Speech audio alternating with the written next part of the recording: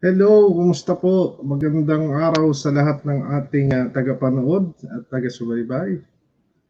Welcome to Senderos Channel, and we have another good topic in line tungkol doon sa ating series with regards to immigration or immigrating to Canada. So I hope you stick with us tonight para makita nyo kung ano yung isang uh, pamamaraan na pwede tayong mag-immigrate to Canada.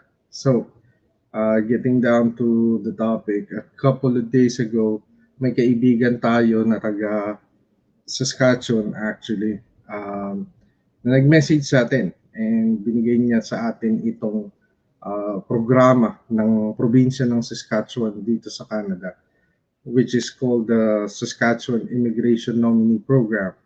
And ang kagandahan dito, if you've seen the past live streams that we did with regards to immigration, ang common sa mga programs na nating nasilip is they're all mostly employer dependent. So kailangan meron kang employer or may job offer ka sa isang authorized or accredited employer by the Immigration Department or the IRCC para ma-avail mo yung nomination program.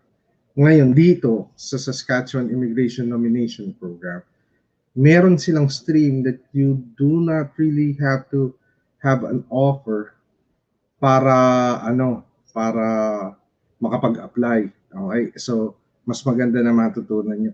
Pero bago tayo tumungo dyan, gusto kong batiin lahat ng kasama natin sa live chat ngayon. We have Hello Gengay, nandito rin si Ate Lisette and si Yam Erandio. Yam, pwede mong i-flex yung channel mo.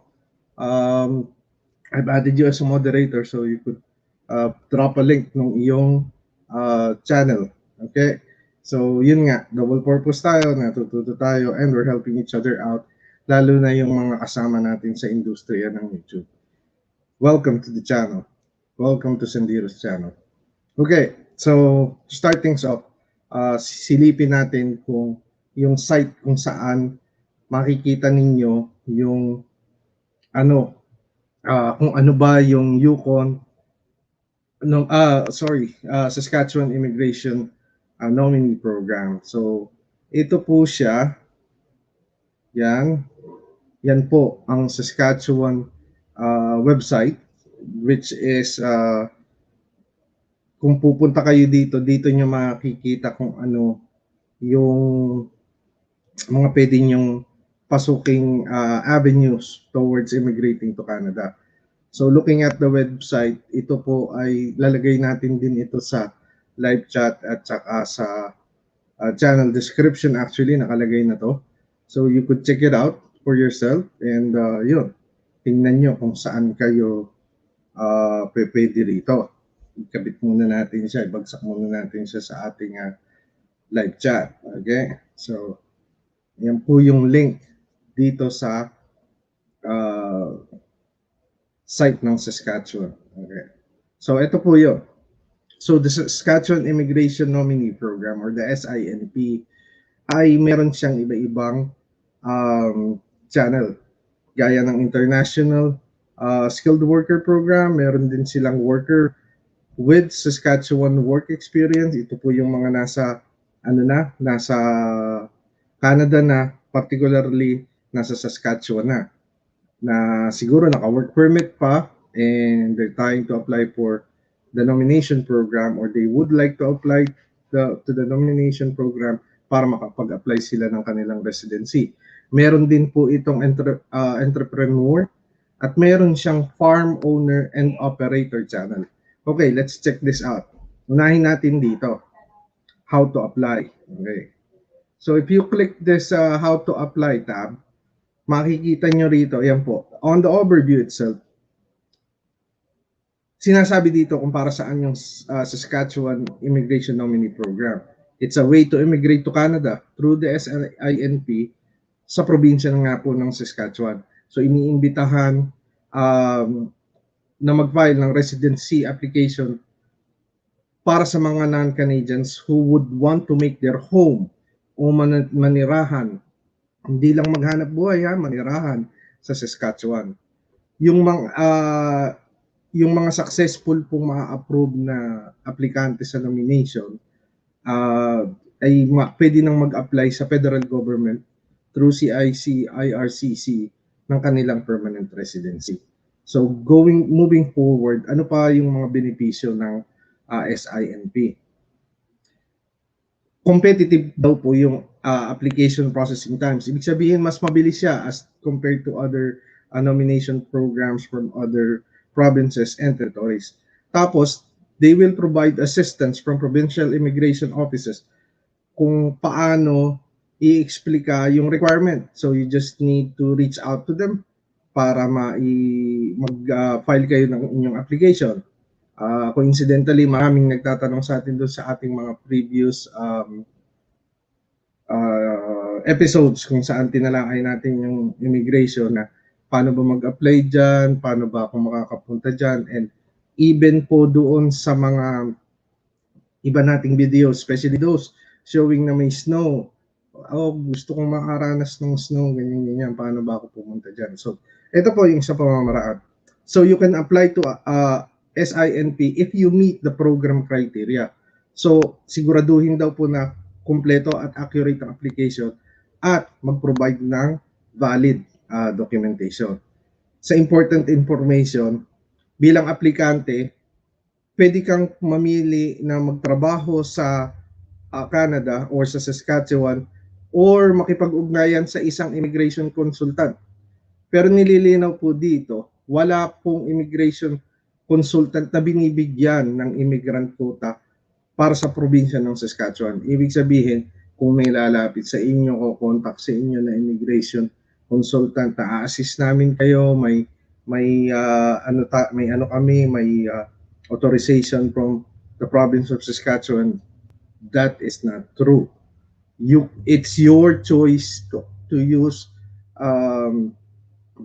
consultancy agencies, pero ang malinaw, wala pong immigration consultant na binigyan ng immigration quota o walang agreement between the province of Saskatchewan government sa mga immigration consultant. Okay, program categories. Ano daw po ba yung programa nito? Okay, ang program categories gaya ng nabanggit natin kanina, ito po yung pangunahing tatlo. International skilled workers. Yung mga international skilled workers na gustong manirahan at maghanap buhay sa Saskatchewan, pwede nilang gamitin yung channel na to. Saskatchewan Experience. Ito po yung sa mga foreign nationals nga o yun nga, nagtatrabaho na nakatira na at nagtatrabaho sa Saskatchewan pero wala pang residency. Through this program, pwede kayong mag-apply ng inyong residency. Meron ding entrepreneur, so dito pinagsama nila yung entrepreneur at saka yung farm owner and operator program for those who plan to start a business or buy and operate a farm in Saskatchewan. So, yan po, open ang gateway sa inyo. Okay, on the further information details, sino daw po ba yung hindi pwedeng mag-apply? Okay, so hindi ka pwedeng mag-apply. Una, kung refugee claimant ka sa Canada or nag-claim ka ng refugee status sa gobyerno ng Canada. You could dive into that more. I-click nyo lang yung links, ano ba yung refugee, paano ba mag-file ng refugee status, etc.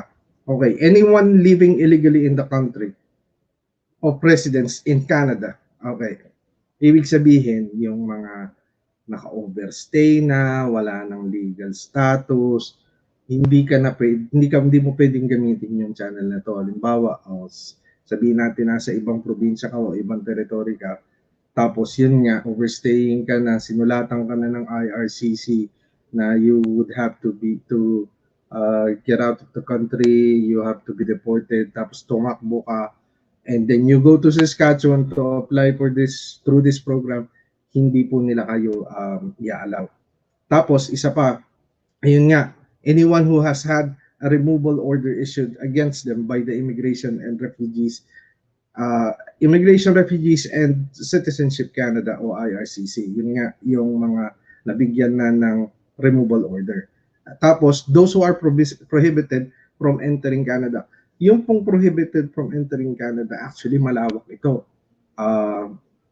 Primarily sa background check, kung kayo may mga criminal records, may mga tinatakbuhan kayong kaso, tapos gusto niya lang pumunta rito para makalusot dun sa mga problema ninyo, etc. Malalaman po nila yan, makikita po nila yan through the background checking.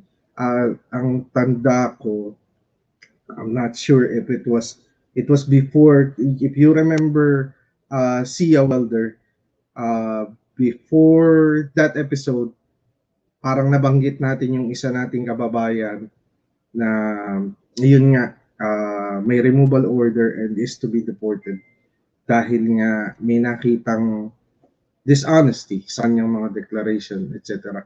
Makikita rin po lahat yan, for sure. Lalo na sa panahon ngayon, everything is digital.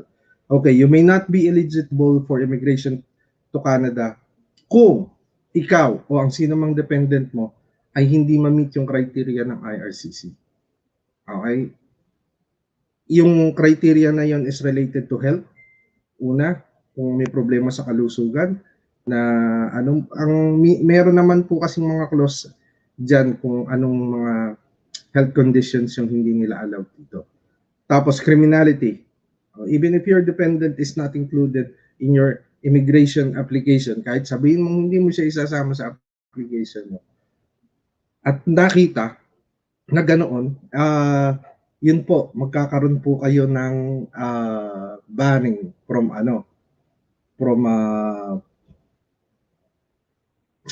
entering into Canada. Okay. Hi Arla and hi Ma'am Ems and Lisette. Ayan. Drop down your channel para ma-fix natin. Let's help each other out. Mga kapwa po natin kasama sa industriya ng YouTube. Okay. Tapos, sa pagpapatuloy natin, you have unresolved custody or child support disputes affecting any family member of your family. Yung suporta nyo sa inyong mga pamilya, kayo'y hiwalay, legally or not,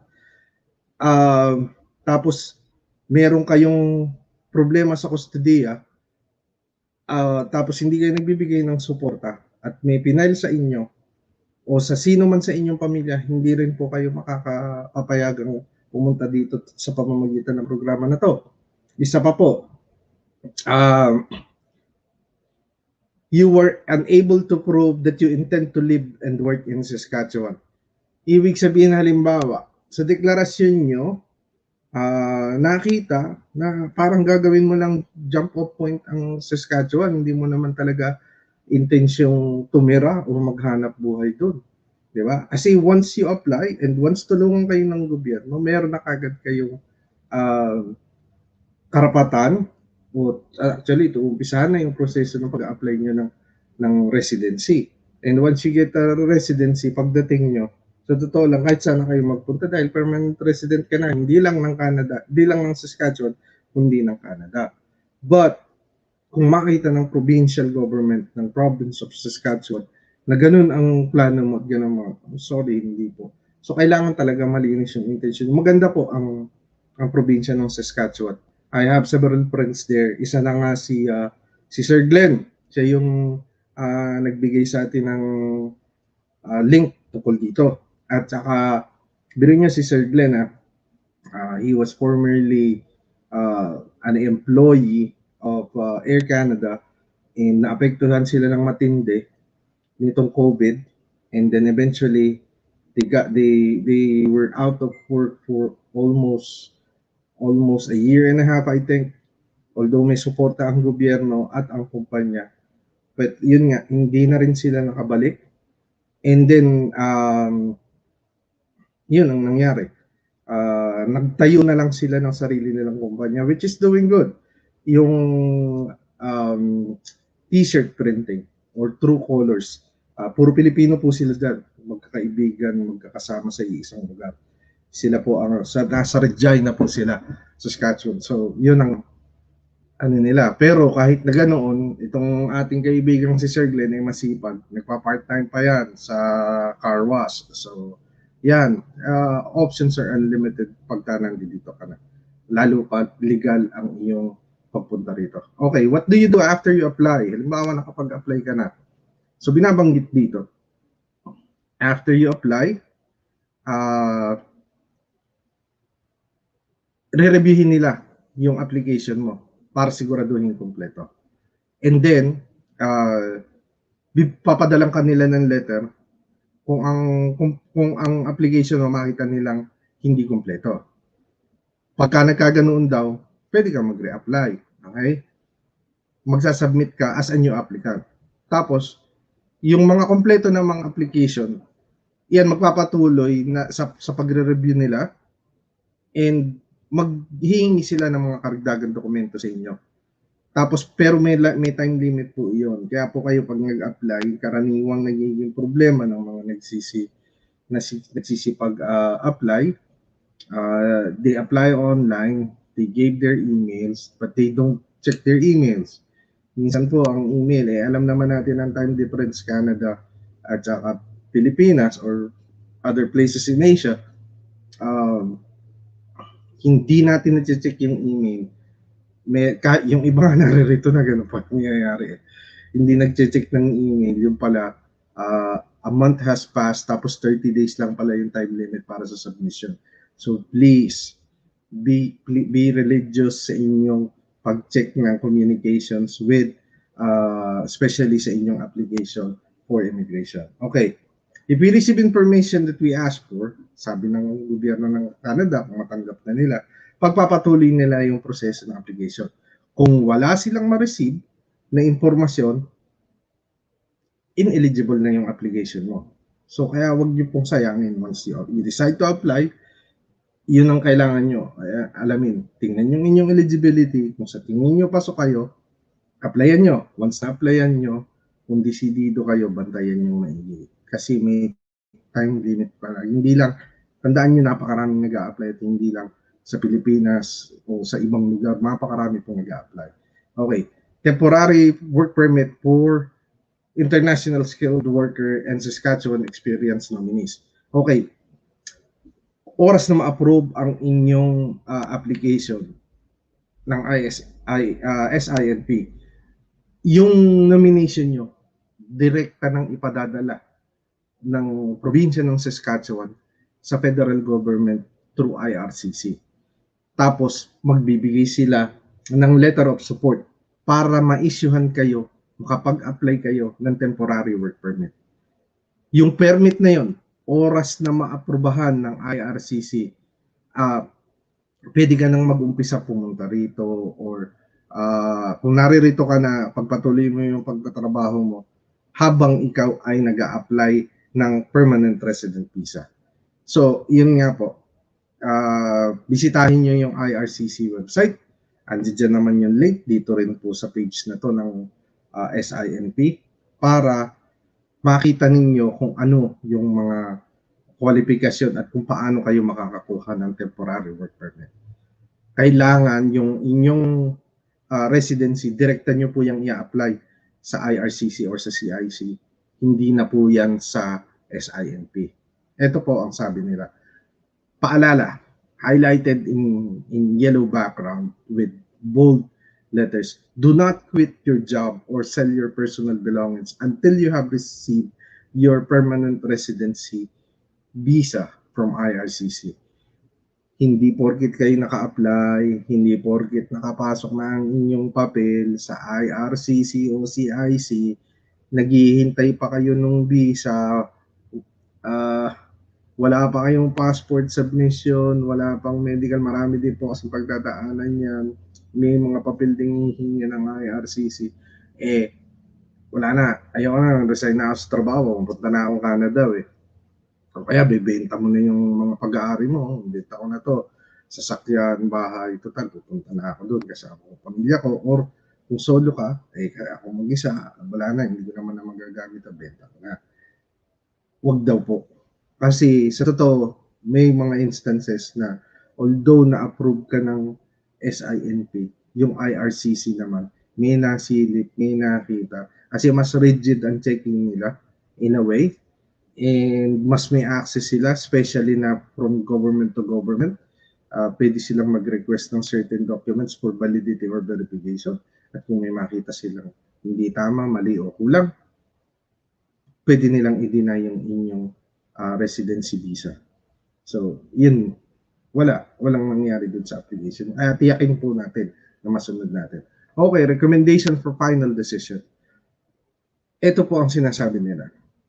Kapag na-check na nila yung information ng application, gagawa na sila ng recommendation on nomination. Recommending will then be reviewed. So yung recommendation nyo, kahit meron na, i-review pa nila. Tapos final decision will be made. Okay. The decision will be on the following. Ito po yung criteria. Approve. Kung paano, bakit sila nag-approve? Will send an applicant a nomination package with information on the next steps. The applicant will have to apply to IRCC within 6 months of nomination. So once approved, papadala sa inyo yung nomination package. Yan po yung nomination certificate, yung letter of support, etc. Tapos, yan ang gagamitin mo na dokumento, supporting papers mo para mag-apply ng iyong residency sa IRCC. At tandaan, within 6 months of nomination. At kagaya ng sinabi ko nga, kailangan lagi nyong tinitingnan yung inyong email at anumang klase ng avenue of communication na isinabit nyo para updated kayo. Kasi baka mamaya 3 months na inakalipas, so 3 months na lang natitira, sayang application nyo. Okay, ineligible applications. Paano kung ineligible, nakita nilang ineligible yung application mo? Okay, papadalang ka pa rin nila ng sulat na nino-notify ka na yun nga, ineligible yung application mo. Tapos, pwede kang mag-appeal for a secondary review. Okay? So, yun din, dadaan ka pa rin sa proseso. Okay, misrepresentation.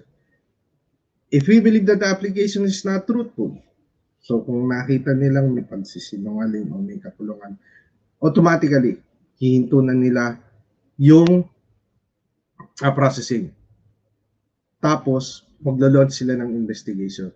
Papadala rin sila ng correspondence o sulat sa employer o representative na may procedural fairness letter at kung ano yung detalye nung nakita sa inyo. They'll be able to send evidence that they did not commit the misrepresentation. Pwedeng umapila yung mga employers na kukuha sa inyo na wala silang ginagawang mali o walang misrepresentation silang ginawa. Okay? So, yan po. Ngayon may mga suggestions dito kung gusto nyong malaman yung procedures and guidelines for international skilled workers at Saskatchewan Experience Program. Okay, yung full information ng application, tsaka yung review process, tapos yung final decision, tapos yung next step. Okay, balik po tayo sa homepage. When we go back to the homepage, isang common question, may language test ba? Kailangan ko ba ng language test? Okay. Ayan po, dito sa tab na to, language requirements for SINP. Click natin. Okay, overview. Okay. English is the main language of Saskatchewan. You will use to communicate with your doctor, neighbors, etc. English, plain and simple. Okay. In the workplace, when looking for work, you will need to know English too. Una, basahin kung anong hinahanap ng trabaho, mag-fill up ng application, magsulat ng resume, at sumagot ng mga katanungan. Teka lang. Magsumagot ng mga katanungan para sa inyo tungkol sa ina-applyan yung trabaho. Sina, hi, kumusta? Magandang umaga sa inyo. Akambal ni Brother Tugkaran. Yan. May jacket ka na. Dapag lang. Okay. Tapos, okay. I-consider nyo yung English language skills nyo. Tanungin nyo daw yung sarili nyo, what level of English is needed for my job? Excuse me. So, siyempre, depende kung anong trabaho na-a-applyan, kung anong klaseng English ba yung kailangan mo dyan, gaano ba. Mostly ganito, if you'd be applying for a job which requires you to do customer service, ang interaction nyo between yourself and your customers, yun, kailangan medyo average or above average konti kasi there's a possibility that they would ask questions na kung hindi ka ganoon kaano sa English, it may result in a customer complaint, posible kang mawalan ng trabaho, whatever. Okay? Tapos, can I do all the things I do at home in my life and at work in English? May kakayanaan ka ba na mamuhay at magtrabaho na ang gagamitin mong lengguwahe ay English? Of course, kung ikaw ay nasa isang komunidad na sa Saskatchewan, ang nakalala mo, ang karamihan ng kapitbahay mo dyan, Canadians. Excuse me. So, how would you be able to communicate with your neighbors if you're lacking the English skills required, di ba? Tapos, what English language training can I get before I leave my home country? So, yan yung mga katanungan, parang self-assessment. Paano mo, paano mo i-gauge yung sarili mo? Marami pong online review materials na libre. Maging dito sa YouTube, meron po.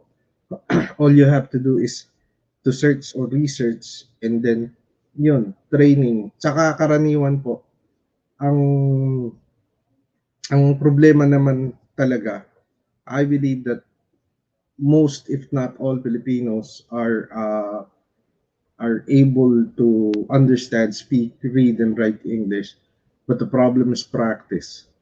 Kasi alam niyo na sa Pilipinas, madalas biroan, pagka nagkaka-English na, ito na, no split na.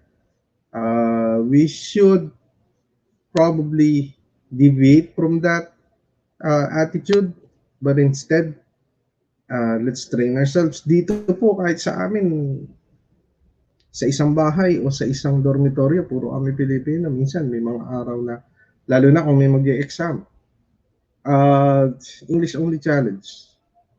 Tapos katuwaan yan, minsan nag-ano pa kami. Pag nagtagalog ka, boom, ayan, sige, $1 o 50 cents o 25 cents ang bayad. Okay? Para mapuwersa o i-practice yung English. Not for any other purpose, kung hindi for us to be able to practice our English. And I assure you, if you engage more within the community, especially if you're in the service industry, you'll have that capability to converse properly with everyone, lalo na kung naririto kayo. So, language assessment for SI, paano ba nila ina-assess yung SINP? Okay. So, iba-iba. Base doon sa kategorya ng trabaho, makikita nyo, it's well underlined here. Official language assessment for, una, international skilled workers category, meron po sila. You just need to click that link. Ito po, dadaling kayo niyan. Paano?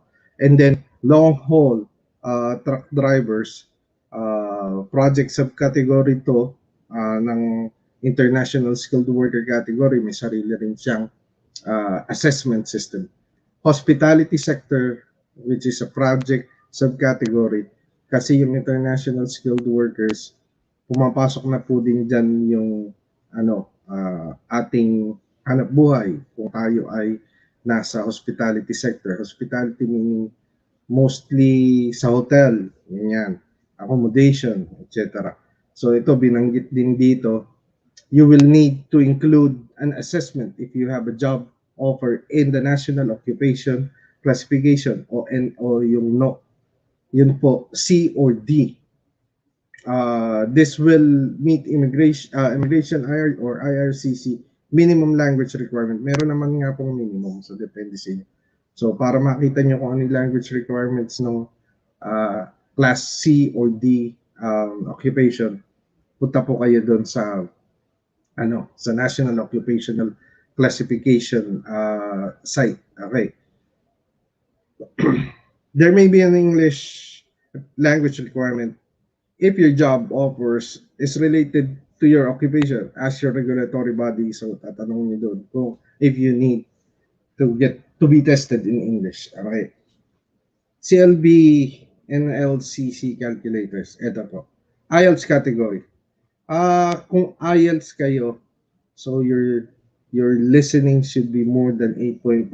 Medyo malupit-lupit to, mataas-taas to. And then speaking, writing, so 4 po palagi ang kategorya ng inyong IELTS. Listening, reading, speaking, and writing. Okay. Yung isang klase ng calculation o English language test is yung SINP. Ito po ay actually exclusive for Canada. Meron po sa Pilipinas na nakukuha nito sa may Magsaysay Boulevard. It's online.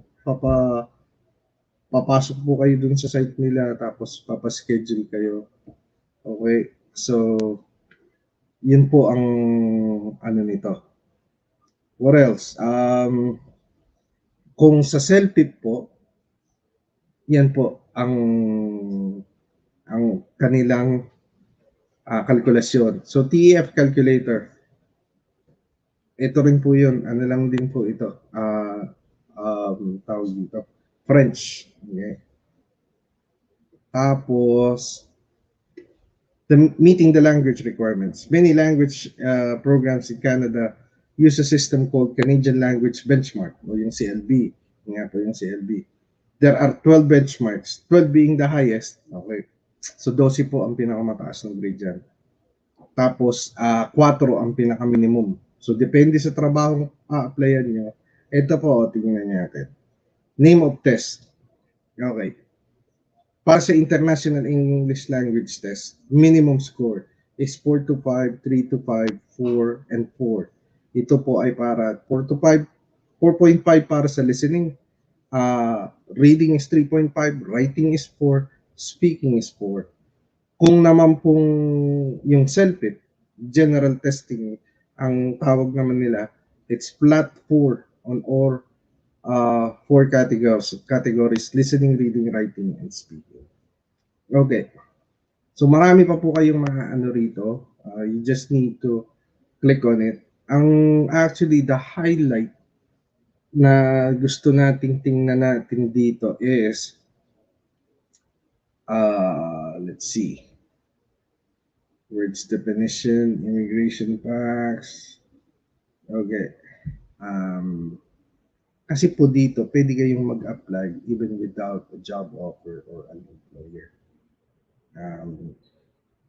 Yun natin dito sa ating international. Okay, program selector. Let's do this. Okay, this is the program selector. Determine the category of application for eligibility. Okay, first question. Do you have a current job offer? Lagay natin. No. Okay, let's see. Okay, have you been accepted into an immigration, refugee and citizenship Canada Express entry pool? And have an express entry profile number? So yung mga nakapag-apply na ng express entry at meron kayong profile number, so pwede rin to. Pero sige, sabihin natin first time, click natin as no. Okay, then it's loading. Okay. I have at least one year of work experience in. Okay. Tingnan natin. Yan na, lilitaw na kung ano yung programs na pwede nyo applyan. Nag-uumpisa siya sa pagiging senior manager sa financial, senior manager sa construction, financial, napakarami dito. Merong mostly on top, syempre yung mga managerial, mga engineers. This is mostly professional work. Okay, chiropractors. Okay. ATMC, I'm not sure. Ang alam ko, ikaw ay kasalukuyang nagte-training for chiropractor. ship. So, yun. So, pwede mong gamitin to. Social workers, cardiologists, business contractors, ayan po, carpenters, cabinet makers. So, sabihin natin, let's see, supervisors, tingin natin ang ating okay, let's try and look for something more common. Mhm. Motorcycle, ayan, motorcycle, all-terrain vehicle, and related mechanics. Sabihin natin, mechanic po tayo ng motor. Okay, let's click this. Okay, your intended occupation may be regulated or requires personal certification, professional certification. Please see the following. Yan po, napakaganda. Oh. Sinasabi sa inyo kung ano yung posibleng requirement ninyo. Tapos yung tanong, kung saan kayo pupunta at ano yung i-check nyo. Let's change this. Subukan natin, carpentero.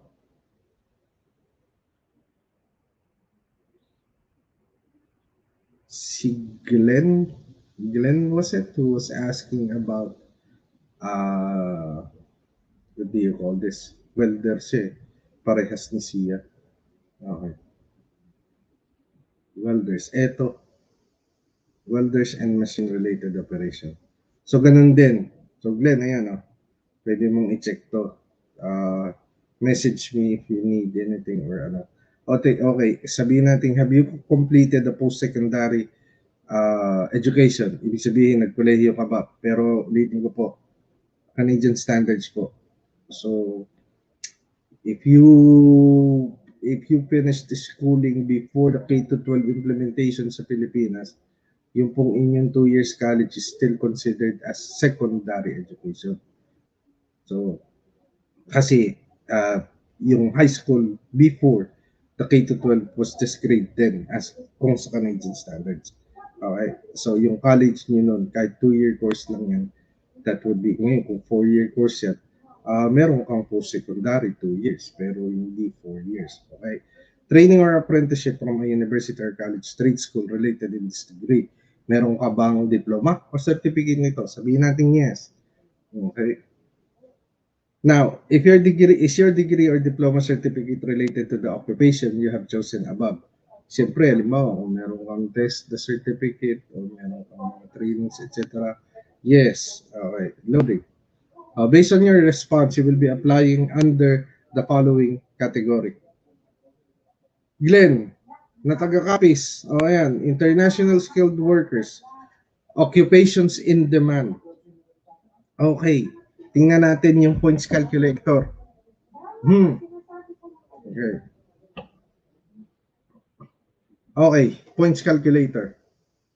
Educational training, the principal applicant's education points are calculated according to documented proof or completed post-secondary education and or training from a nationally or provincially recognized institution regulatory body.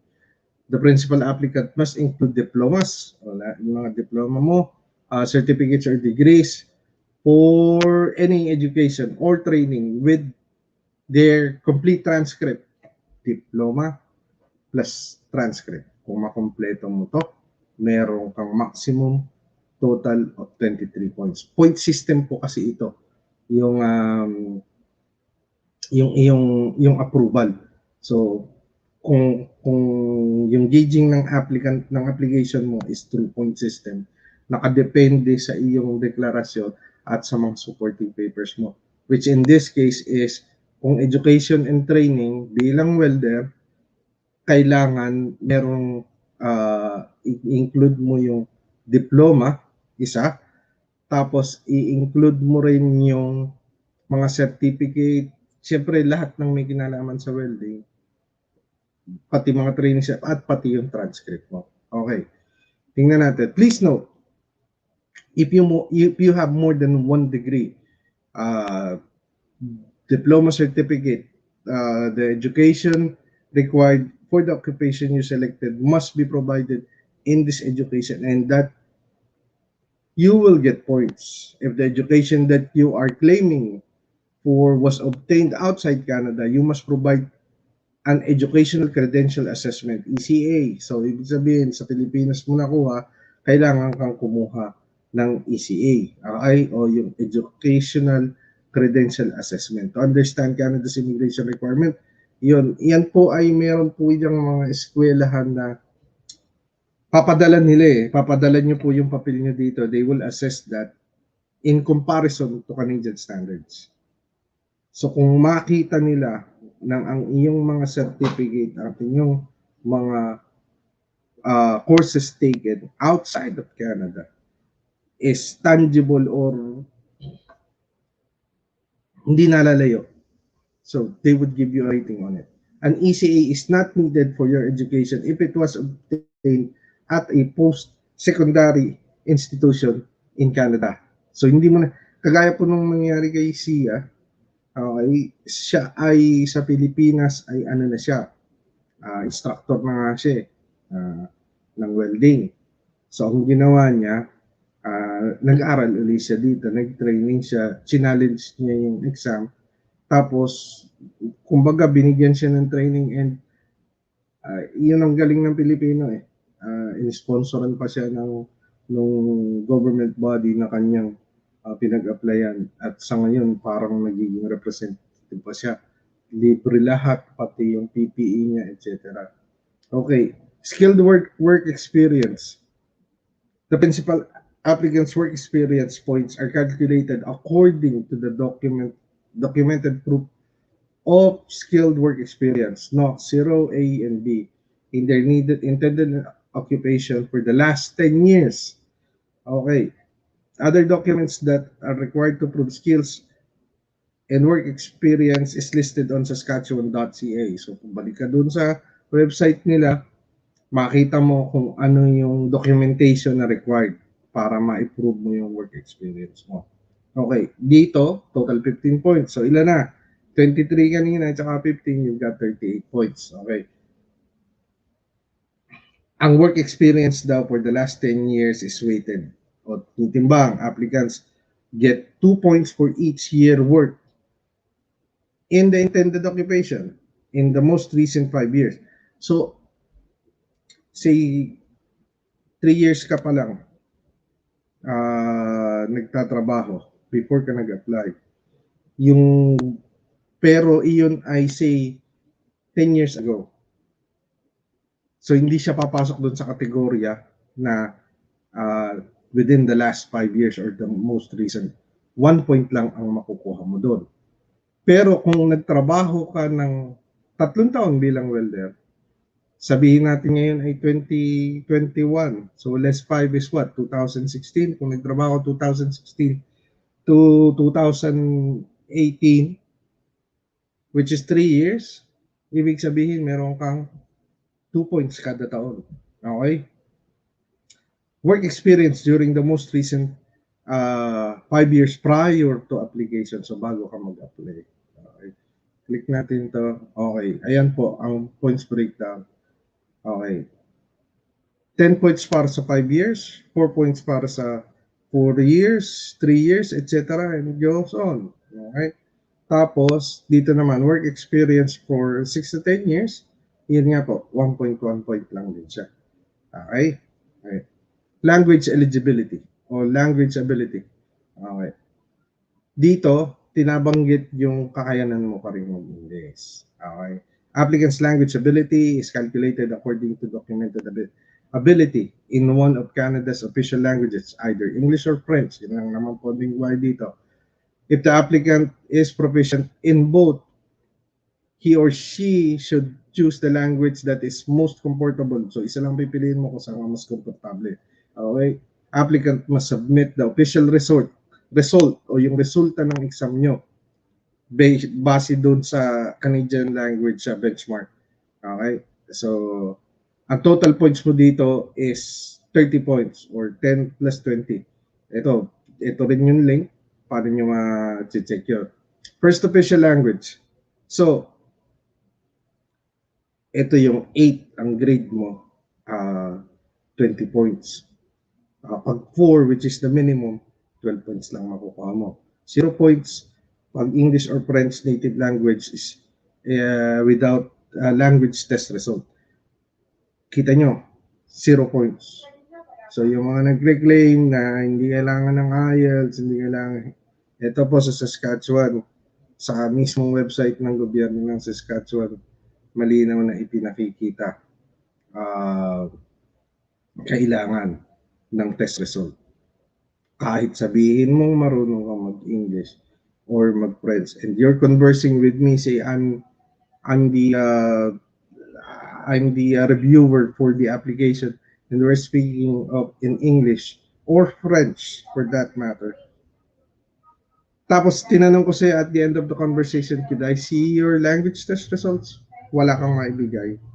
0 points. Okay? Malinaw po tayo doon. Tapos, factor D, ito po isa. In general, wala pong age restriction. Sa totoo lang, pag naririto ka na, you could be a senior citizen if you're still able to work and you want to work and you got the opportunity to work. The Canadian government encourages you to work to be self-reliant and self-sufficient at hindi maging pabigat sa gobyerno o sa komunidad. Okay? Pero, in terms of application, may scoring system din po yan. Okay. Ang kino-compute dito is yung age mo at the time of your application.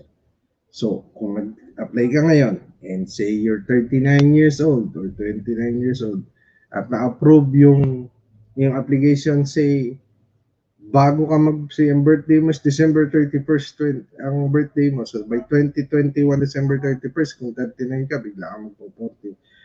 Ang calculation ng inyong points ay nung time na nag-submit ka. Okay? So, titingnan natin to. Ano nila.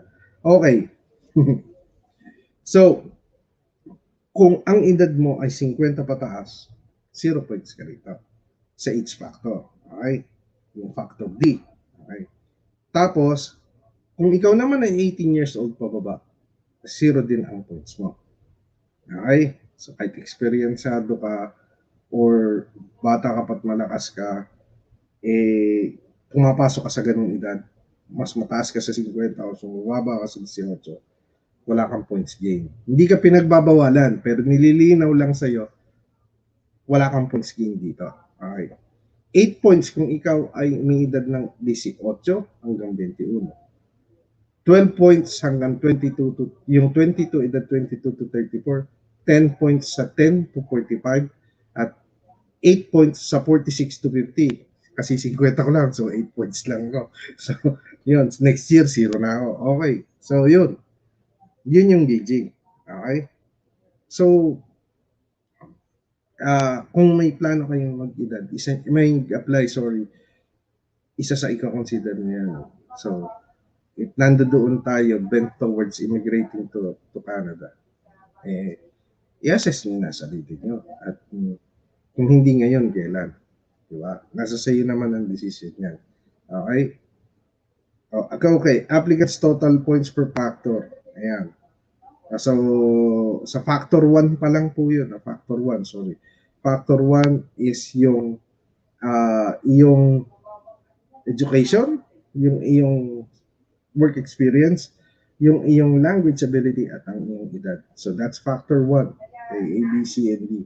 Let's look to factor 2. Factor 2 is connection to Saskatchewan labor market and adaptability. Okay. Ang sinasabi lang dito, walang titingnan natin ha. The principal applicant. Yun. So, the principal applicant's points are calculated according to documented proof and strong connection to Saskatchewan with genuine intention, yung totoong intention at kakayanan na maging matagumpay sa paninirahan sa Saskatchewan at makapag-establish ng economic stability bilang isang permanent resident. Maximum points is 30 points. Okay, tingnan natin yung kanilang factorahe rate. Pero ang 5 points, sorry.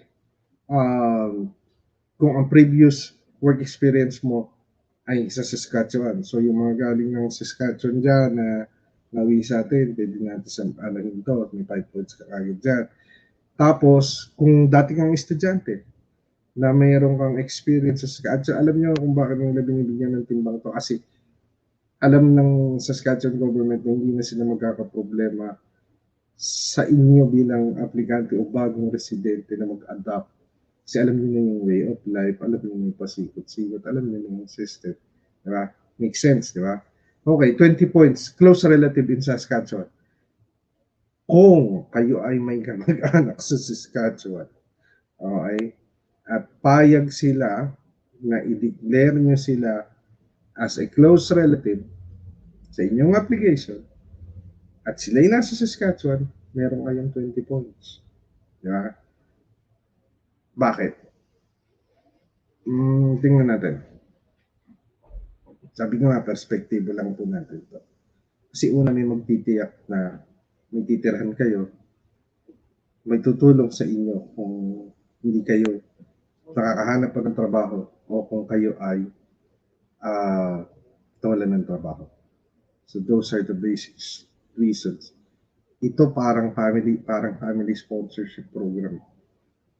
Yung datingan nito. So the close relative might need to pipirma ng parang agreement or waiver or something that they would ensure na tutulungan niya kayo within at least 2 years. Parang ganun. I'm not sure. But I think that's the logic behind it. Okay. Total points in factor 2. Okay. Tapos total points in factors 1 and 2. So, yung sa total points mo in factor 1 and factor 2, doon po babase ang inyong approval. I believe the minimum required or the maximum required dito is at least 80 points. Okay, at pag naka-80 ka, ano namang yung approval mo. Okay, so yun po yung iba. Kung pupuntahan nyo nga po yung site na to, marami kayong matututunan, marami kayong makikita, may program selector sila, may guide sila as to how to apply. Nililinaw din yung language requirements.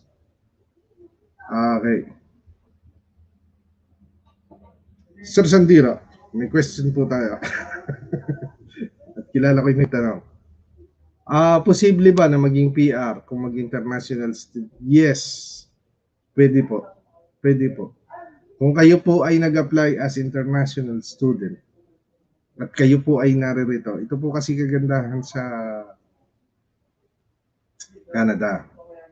Lahat ay binibigyan ng karapatan na maging self-reliant. Okay.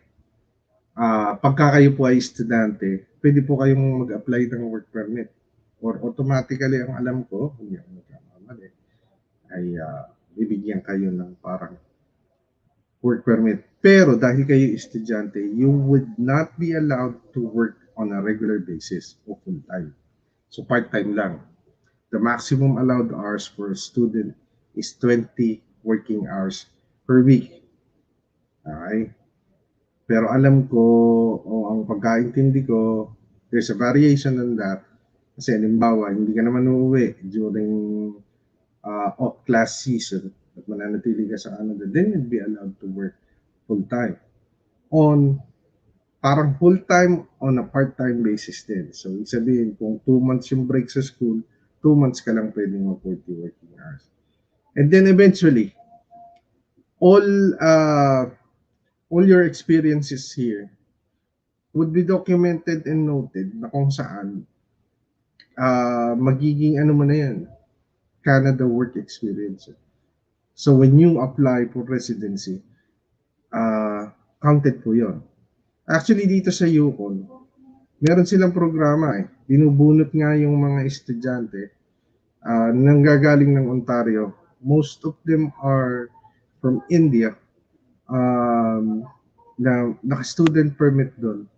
And then, syempre, off-season or break or need nilang mag-OJT, there's a provision in the Yukon Nominee Program na pwede silang mag-trabaho rito. Okay. May idea po ba kayo, sir, around how much ang expenses? Oh, okay. Ang alam ko mabigat. Okay, mabigat. Medyo, kasi alam naman natin, okay, bigyan ko kayo ng sample. Ang anak ko is now si Philo Yingye, who's also a YouTuber. He's now on his first year. He just finished his first year at the University of Alberta. Ang pagkaalam ko, roughly around um, 16,000 US Canadian dollars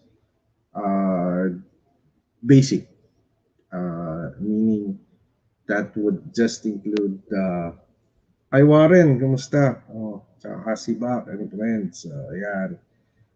Meaning basic, ang maiaano lang nila ay ang kasama lang doon is their dormitory, tuition, tsaka food allowance. Everything else you have to ano.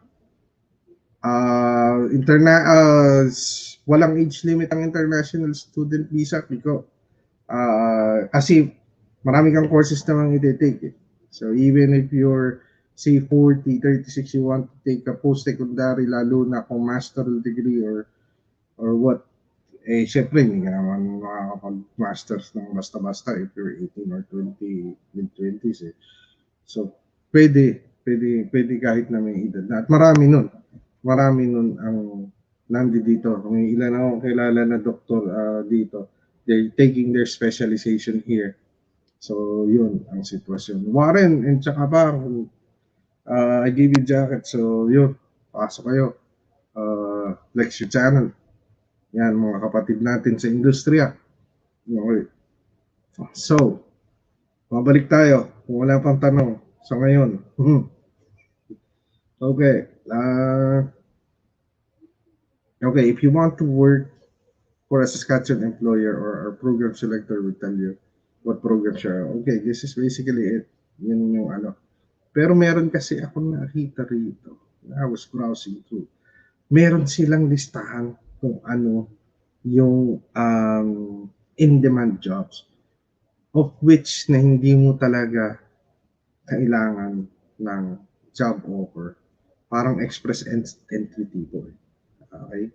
Yung kung in-demand yung job, sila yung Saskatchewan government through their SINP or their immigration department, sila ang kumbaga sa YouTube mag-flex ng application mo.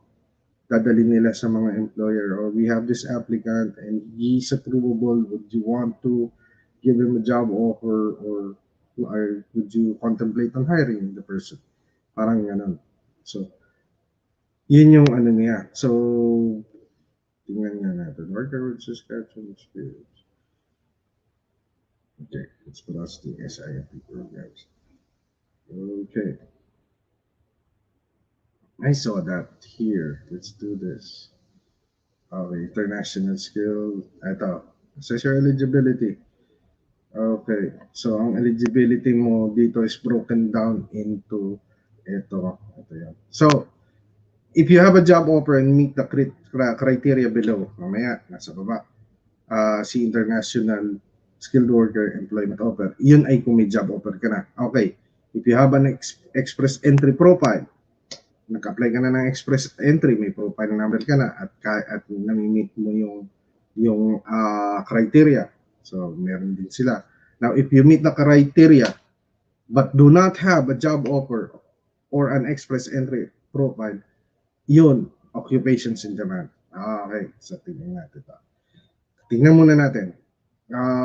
The factors, labor market success. Same thing, binibiyak-biyak nila. Education and training. Kung may master's or doctorate degree ka, that's the highest point that you could have with the Canadian equivalency. Of course, Canadian standards, you'll be getting 23 points. Bachelor's degree, you'll be getting 20 points. A trader certificate equivalency to a journey person status in Saskatchewan, 20 points. Ang tawag po nila dito sa mga technician mostly is yung binibigyan ka ng ticket as a journeyman or a journey person. Ibig sabihin, certified ka at your profession. Okay? Tapos, Canadian equivalency diploma that requires 2, but not less than 3 university years at university or college or trade or technical school, etc. I believe I have a friend in Virginia, Mr. San Francisco, who's like a brother to me. He's got several relatives na ang alam ko may English language test na. Bro, if you're watching this, have them tap into this. They would probably check it out. Mukhang papatok sa kanila to. Okay. Canadian Equivalency Certificate of at least 2 semesters, you get 12 points. Tandaan nyo, ulit-ulit, Canadian Equivalency. It's always the Canadian standards that are taken into consideration. So if it's outside of Canada, you need to get that ECA or that equivalency certificate assessment. Okay, skilled work experience. Kung may work experience ka sa related job mo, ito yung equivalency ng points. Kung 5 years experience, 10, 5, ito rin yung kanina. Yung kaibahan ng language ability, okay. Ito, yung sa first language test, yung, kung ito yung iyong kinuha, so yan ang iyong makukuhang grades at ito yung equivalent points. Okay. Sa kaliwa, yung grades, sa kanan yung points. Okay. So, ang maximum factor, ito rin yung sa edad. So, ang maximum factor ay 80. Okay. Okay. So, yeah, you could do screenshots on this kung kailangan nyo, and I think I've already dropped the link para sa site ng Saskatchewan. Try and visit it, and if you need extra aid in trying to go through this, hindi ko naman talaga kasi as in binagsakan ng todo-todo. Sabi nga sa inyo, binigay lang to ni Sir Glenn Lopez, galing, or inspired us to do this content. So, yun, we're just browsing through more like a crash course as to how this program works for applicants or would-be applicants. Okay. Tapos, the following points for employment, ganun din. May record, may assessment. So the total maximum, the maximum points for factor 3 would get 30 points. So the maximum points would be 110 points for both. Maximum po yun. So may minimum, may maximum. Okay, kopya. Tapos, balikan natin to. Okay. Ito, if you meet the criteria below but do not have a job offer, wala kang job offer, wala ka ring express entry, pwede ka pa bang mag-apply? Oo. Ang nakalagay dito, see International Skilled Worker, Occupations on Demand. Click natin. Ito yung sinasabi ko. Okay. Overview. Ito yung eligibility. Okay. So, for temporary SINP measures and frequently asked questions related to COVID-19, alam naman natin prevalent pa rin yung pandemya. So, pwede niyong i-click to para sa mga immigration frequently asked questions. Okay. Okay, subcategory for skilled workers who, 1, do not have a job offer in Saskatchewan but are highly skilled and in demand and highly skilled in an in-demand occupation, meet the criteria. The criteria can change time to time, paalala, but we will use what is on the website when we first get your application. So, posibleng magbago pero ang basehan pa rin nila ay kung ano yung kasalukuyan nilang nakalathala ngayon. Okay. So, ito, you may qualify if, una, you live outside of Canada or you have proof of legal status in Canada. So, kung wala ka sa Canada, pwede kang mag-apply, pwede kang mag-qualify. Kung namang ikay nasa Canada, pero meron kang legal status, pwede ka pa rin mag-apply. Okay, number 2, hindi ka nagclaim ng refugee status. Okay? Tapos may minimum, ito maganda, score of minimum 60 points out of 110. So yung total na 110 dun sa factor 1 and 2, ang kailangan mo lang palang makuha is 60 points base dun sa assessment grid. So balikan nyo na lang yung assessment grid kanina. O tapos ito pa, you have a language score of at least 4 ang minimum ha. Kailangan mo lang 4 sa Canadian language benchmark. So pag nag-self-fit ka, kailangan 4 lahat. Have completed a post-secondary education or training or apprenticeship. Ibig sabihin, yan ang sabi ko, graduate ka ng secondary on K-12 standards ha. Plus meron kang added training. Post-secondary education na yun at training o apprenticeship na masukan ka. Okay, you have earned a certificate or a diploma or a degree. Okay, para sa edukasyon na kinuha sa Canada, kailangan mong mag-submit ng ECA, Educational Credential Assessment. Ang ECA from a designated organization, makikita nyo sa IRCC. And yung lahat ng underline yan at naka-blue, I don't know if you're seeing the blue underline the text. Click nyo lang yan. Pag nag-browse through kayo dyan, makikita nyo, ma-highlight yan. Okay, individuals who have completed trades or job training as part of their high school education must instead, halimbawa, apply for Saskatchewan licensure. Nice. So, kung ikaw ay nakakompleto ng yung mga trade school graduate, okay, or job trainings as part ng high school education mo, yung mga dating taga-bigat yan. So, pwede kang mag-apply ng Saskatchewan licensure. So, hindi mo na kailangan ng ECA. At sa totoo lang, yung ECA medyo dagdag gastos at mapatagal proseso. Yung Saskatchewan licensure, eto nakalagay, see regulated occupations and licensing requirements. So, check out na lang yan. Kung meron kayong work experience sa excluded application list, your work experience, let's go down to details. Ano nyo lang, to apply for this subcategory, you must submit an express of interest, an EOI. If you successfully submit an EOI, you will be entered into the EOI pool for eligible candidates. Not all candidates who submit an international skilled worker EOI will be invited to apply for the SINP. Subukan nyo. This might be the chance for you. So, ano yung EOI? Okay. Okay. So, ang EOI ay hindi application. Okay. Ang EOI is a pre-application process. So, hindi pa siya parte ng mismong application. Ano lang siya? Pre-application process siya, which allows candidates to fill out a form to indicate their interest. So, para ka lang nagsasabi na interesado ako dyan, I'm filing this EOI. Tapos, i-accept ka nila, sasama ka nila sa pool. Okay, para rin sa express entry.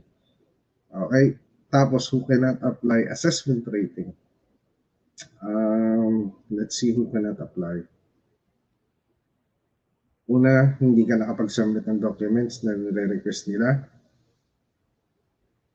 Ikalawa, hindi mo na ipakita na patunayan na talagang intention mo magtrabaho at manirahan sa Saskatchewan. At ikatlo, meron kasi mga linyang naganap, either you or yung representative mo.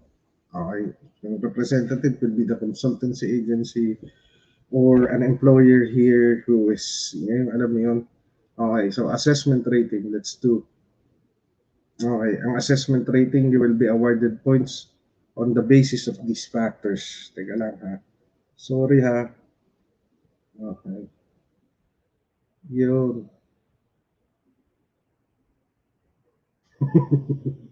Okay. sa ating mga live chatters. Kumusta sa inyo? Ma'am Ems, Kiko, Warren, hindi na Miso. Okay. Alright. So yan yung mga requirements, point system, paano mag-apply, etc. So yun po yung ating requirements na kailangang sundin at procedures. So yun. So I hope this helped kahit papaano.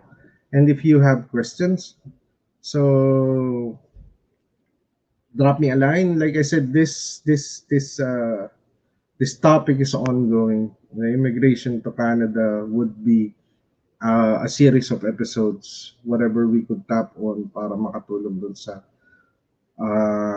naggugusto o nangangarap na makarating dito.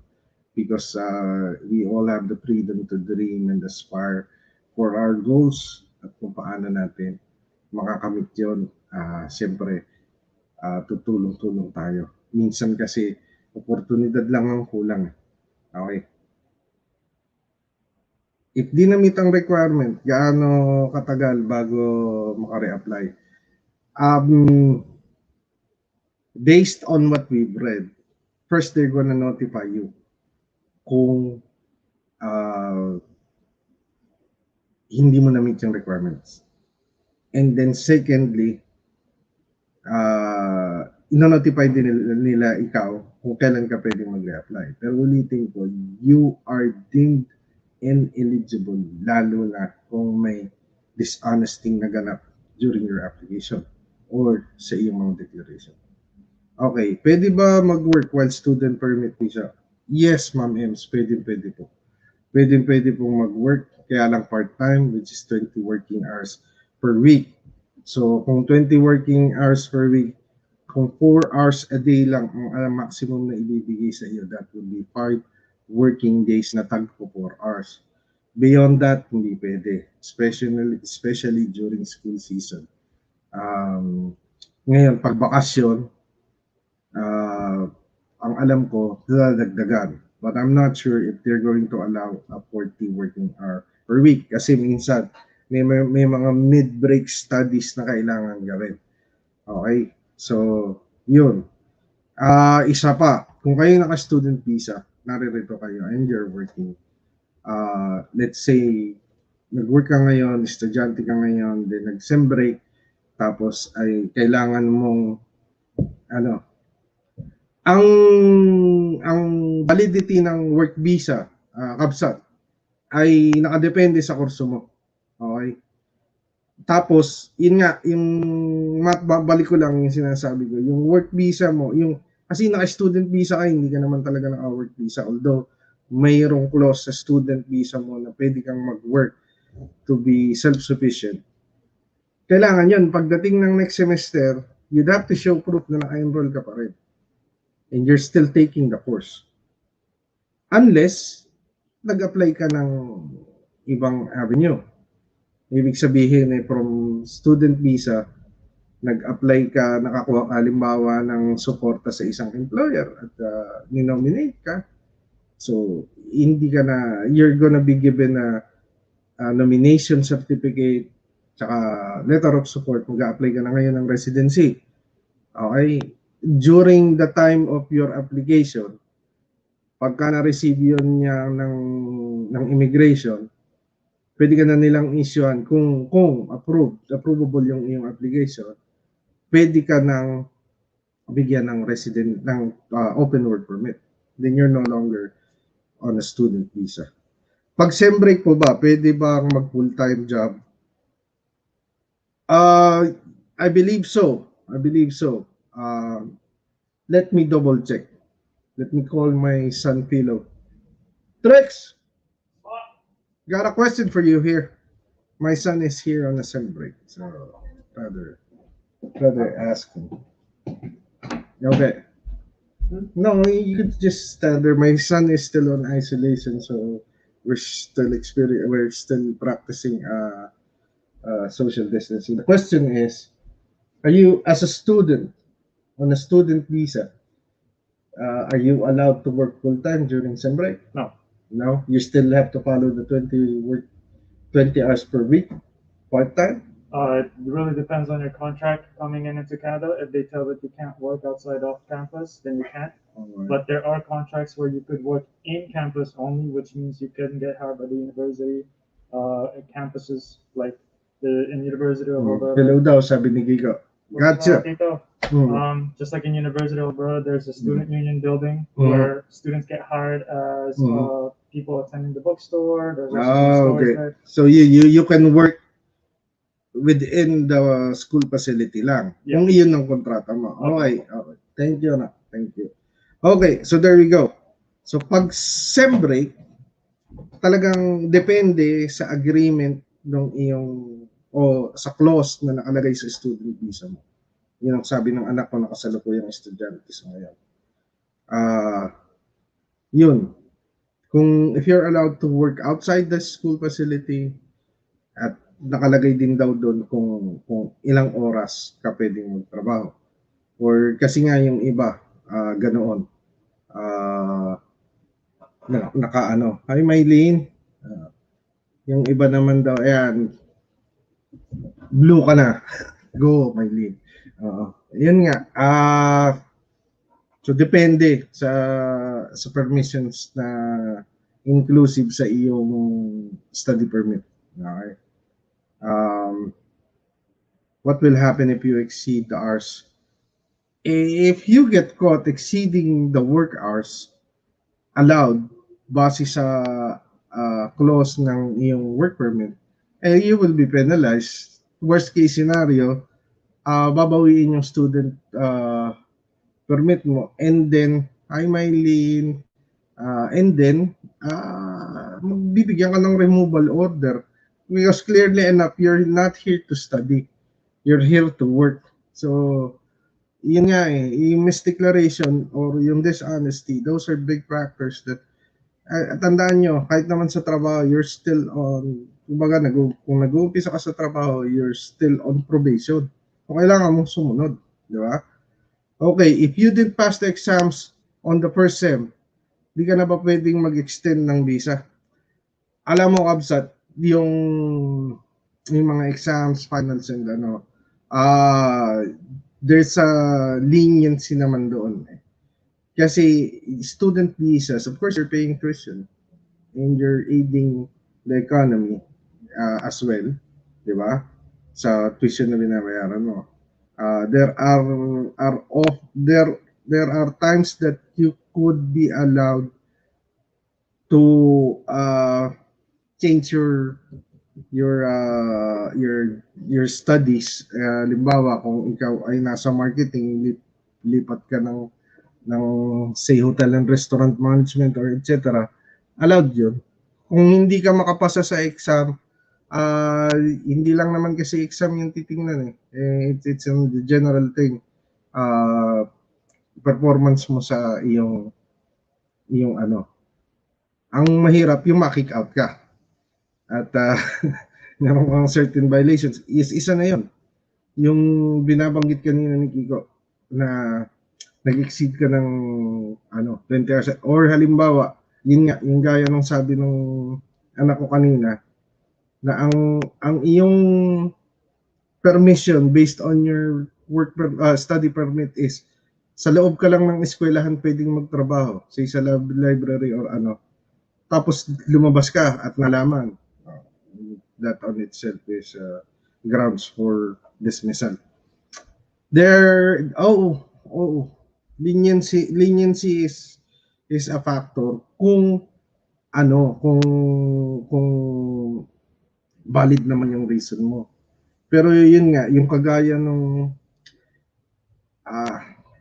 ng kababayan nating nasa Toronto, I really don't know the exact facts. Pero yun nga, na-issuean siya ng removal order.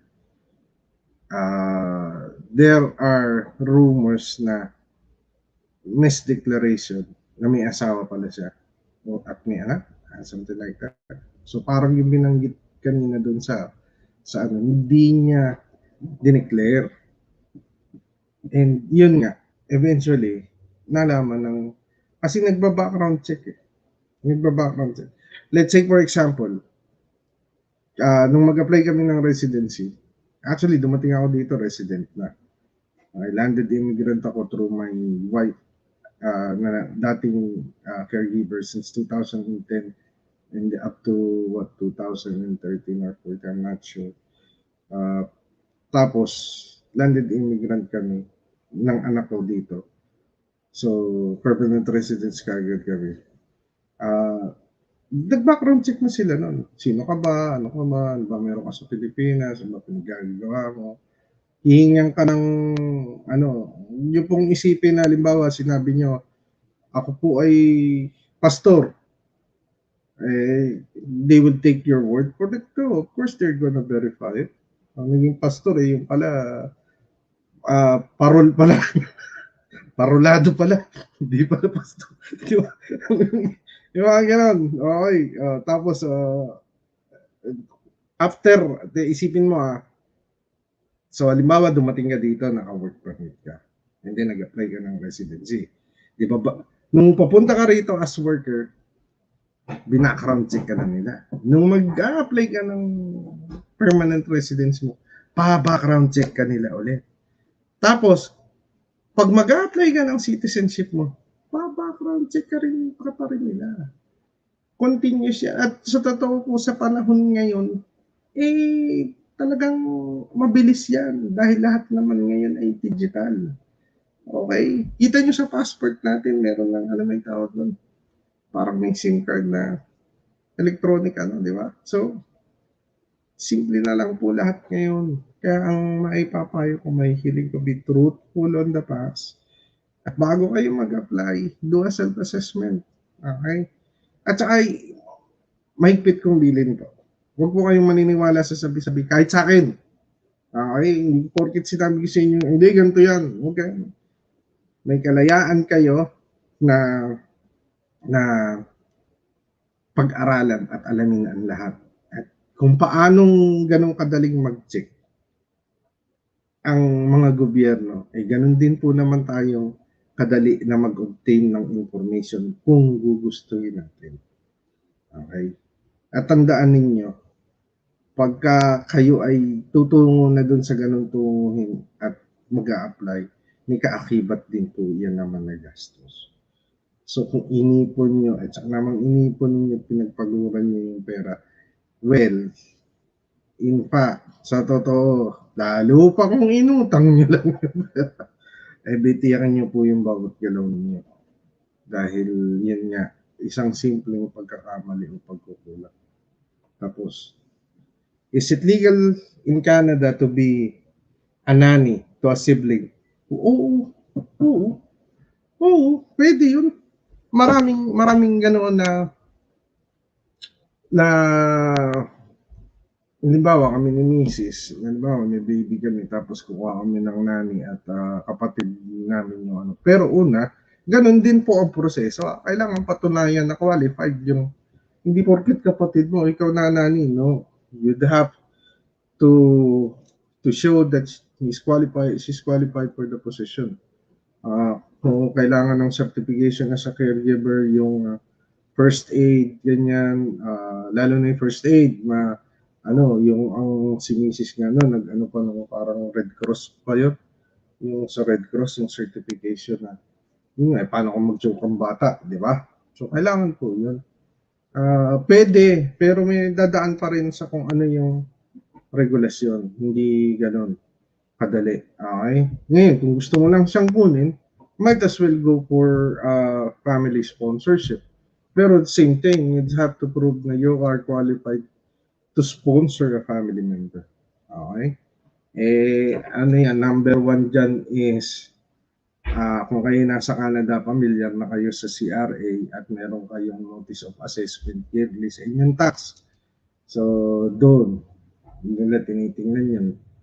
So, qualified ko. Hindi naman pwedeng sabihin, hindi, sige, sagot ko yan. Pagdating yan dito, bahala dyan. Tapos, nung tinignan, tatad ka ng utang, wala kang sariling bahay, nabataan ka ng sasakyan, etc. Siyempre, Philippines. So, galing ng Pinas, siyempre, Philippines. Okay. Yun. Yun pa ang isang nakakatuwa sa mga Pilipino. Ayan, maraming nasa ibang bansa. Sila Ma'am M, si Nico, yung iba pa. Never stop being proud of our heritage.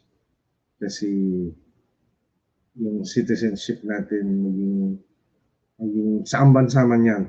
Okay? Deep inside, you're still a Filipino.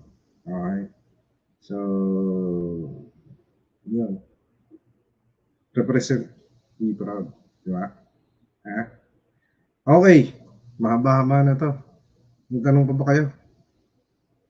Kung saan ko nabili yung t-shirt, sorry, hindi ako bumili, si Mrs. Kaya mo binibili si Mrs. Kaya mahal ko asawa ko. Hindi lang doon. Talagang my wife and I have been through a lot. And wala. Hindi. Sorry. Ayun, sumisingis yung misis ko kakagising. Ha? Alin ba? Okay lang yan. Hindi, walang copyright lang yan. Baka Bon Jovi t-shirt daw siya. Ano? Alam mo, Nasaan ba ako? dito kasi, ayan. Alam nyo, bukas mo alam, gagawa tayong video. Makikita nyo kung ano nang nangyari sa buhay namin dahil sa YouTube. Kanya-kanyang upload. Nako. Hindi ako makapag-upload. Ayan, hindi siya makapag-upload kasi naka-live stream ako. So, yun. Tapos, tawag dito, abangan nyo yung mga susunod na videos. Tanong, alam niyo bang pwedeng kumita sa YouTube kahit na kayo hindi pa monetize? Di ba? Alam niyo ba yun? Alam niyo, ano? Di-discuss natin yun susunod. Marami pa tayong ano. So, itong ang immigration is isang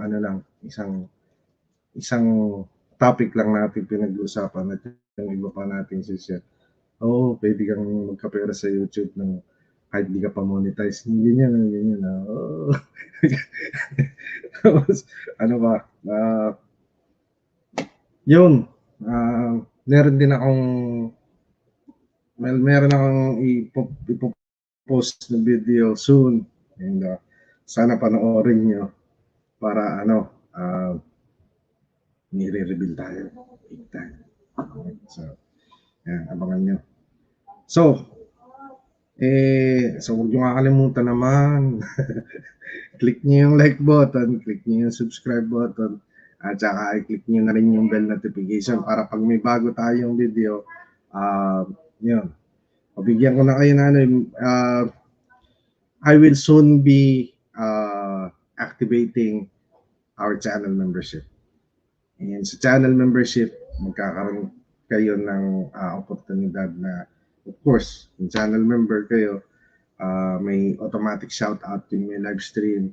Okay, tapos yan, kagaya ng ating mga katoto rito na mga certified channel member na rin, tutusin kahit hindi pa tayo naglo-launch, ay pwede nyo kayong mag-flex ng inyong channel by dropping the link on our live chat. Pwede tayong bilang channel member, meron kayong oportunidad na gumawa tayo ng collab, virtual collab, ganito. Sa channel nyo mismo, send me a message, gagawa tayong collab, gusto nyo, sama tayo, discuss tayo ng kahit anong topic na interest ninyo, para sa niche ninyo, para yung content value ng inyong channel ay mabigyan ng halaga. Okay? So, kumbaga, mag-sharing tayo ng knowledge, etc. Whatever you want. Walang problema sa akin. Kung kayo ay channel member na. Ito pa ang malupit. Kaya lang, hindi ko pa masabi. Kasi hindi pa approve. So, pagka na-approve, babanggitin ko na sa inyo. Pero tiniti ako sa inyo masisiyan kasi marami matutulungan. And I'm optimistic that it would get approved because maganda yung isang perk na yun. So, yun. At isa siya sa kapupuntahan ng channel membership. Okay? And it would help marami, if not hundreds, millions. Sana. Yeah.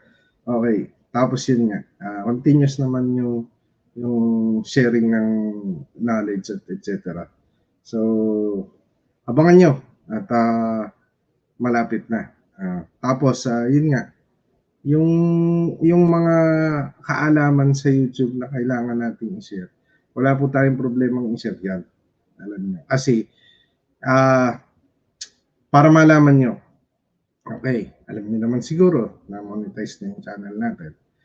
At ang isa sa highest CPM, dun sa mga YouTuber, alam niyo kung ano yung CPM, yan yung click per mil. O yan yan yung halaga na binabayaran ng advertiser sa bawat content nyo.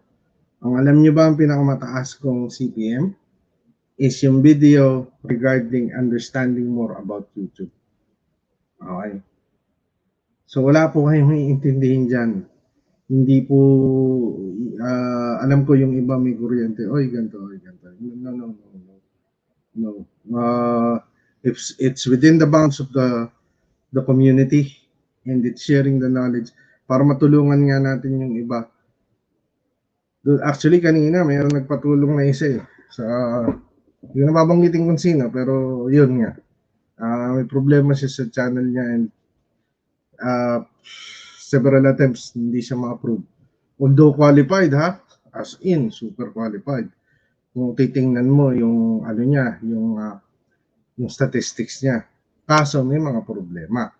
So, yun, tinulungan natin. Gulat pa nga siya. Siguro sabihin natin sa tatlo, imagine 60 to 100 content, dami sablay.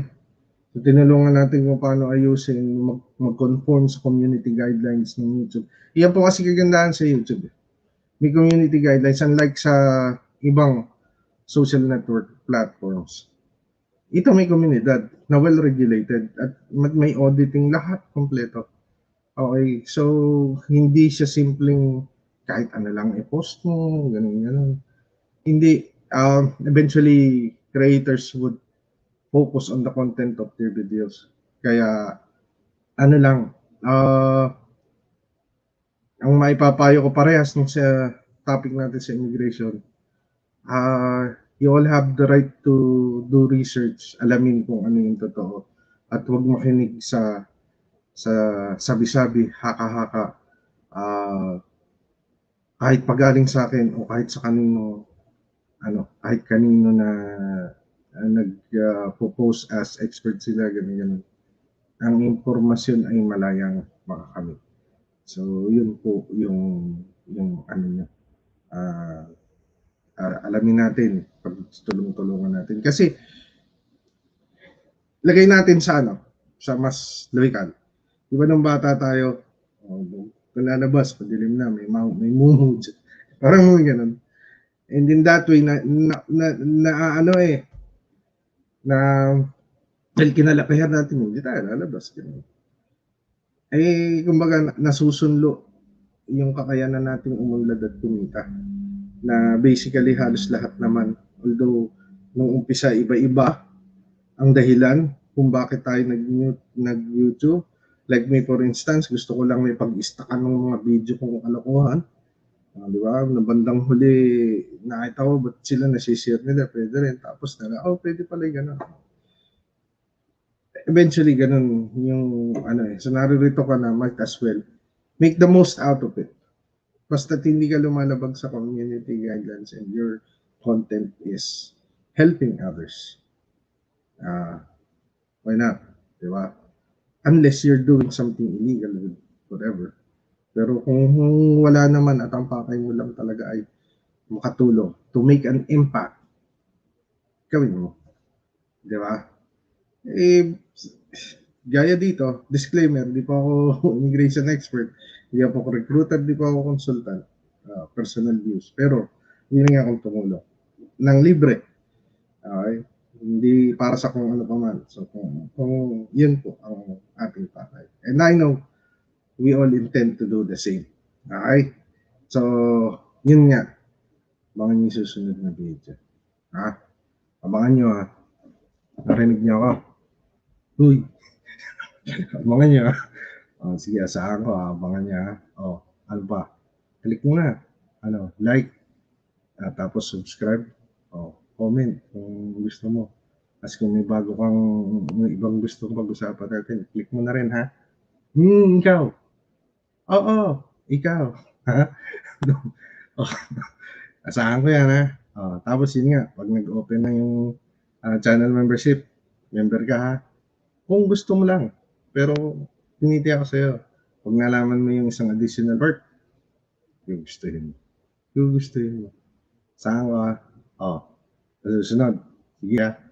Asahan. Sige. Click mo, ha? Okay, click.